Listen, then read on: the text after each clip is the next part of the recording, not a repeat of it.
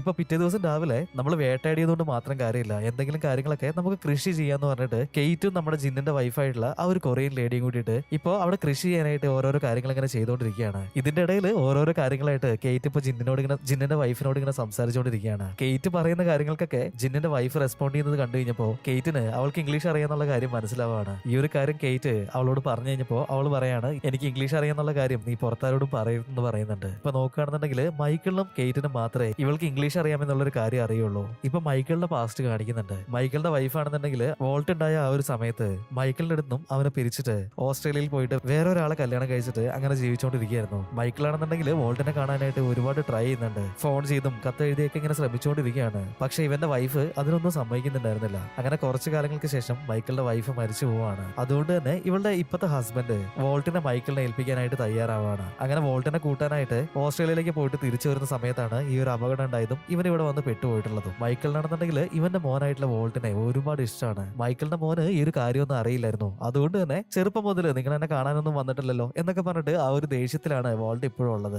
Volt ആണെന്നുണ്ടെങ്കിൽ ഇപ്പൊ ജോണിന്റെ അടുത്തേക്ക് നേരെ പോവാണ്. എന്നിട്ട് അവനോട് എനിക്ക് വേട്ടയാടാനൊക്കെ പഠിപ്പിച്ചു തരുമെന്നൊക്കെ ചോദിക്കുന്നുണ്ട്. ഈ ഒരു സമയത്ത് മൈക്കിൾ അങ്ങോട്ടേക്ക് വന്നിട്ട് വേട്ടയാടാനൊന്നും പോണ്ട, അതിനുള്ള പ്രായമൊന്നും നിനക്കായിട്ടില്ല എന്ന് പറഞ്ഞിട്ട് അവന്റെ അടുത്ത് ദേഷ്യപ്പെട്ടതുകൊണ്ട് തന്നെ അവന്റെ ഡോഗിനെ കൂട്ടിയിട്ട് ഈ ഒരു കാടിന്റെ ഉള്ളിലേക്ക് പോവാണ്. പക്ഷെ ഒരുപാട് ദൂരം ഈ ഒരു കാടിന്റെ ഉള്ളിലേക്ക് പോയ സമയത്ത് അവിടെ ഉണ്ടായിരുന്നിട്ടുള്ള ഒരു ഹിമക്കരടി ഇവനെ വന്നിട്ട് ആക്രമിക്കുകയാണ്. ഈ ഒരു സമയത്തേക്കും ജാക്കും മൈക്കിളും കൂടിയിട്ട് അങ്ങോട്ടേക്ക് ഓടി എത്തിയിട്ടുണ്ടായിരുന്നു. ഇവരുണ്ടാക്കിയ സൗണ്ട് കേട്ടിട്ട് ഈ ഒരു ഹിമക്കരടി അവിടുന്ന് ഓടി പോവാണ്. അങ്ങനെ ഒരു വിധത്തില് മൈക്കിളിനെ രക്ഷിച്ചിട്ട് ഇവര് വീണ്ടും ബീച്ചിന്റെ അങ്ങോട്ടേക്ക് വരുന്നുണ്ട്. പക്ഷെ വോൾട്ടിന്റെ ഡോഗിനെ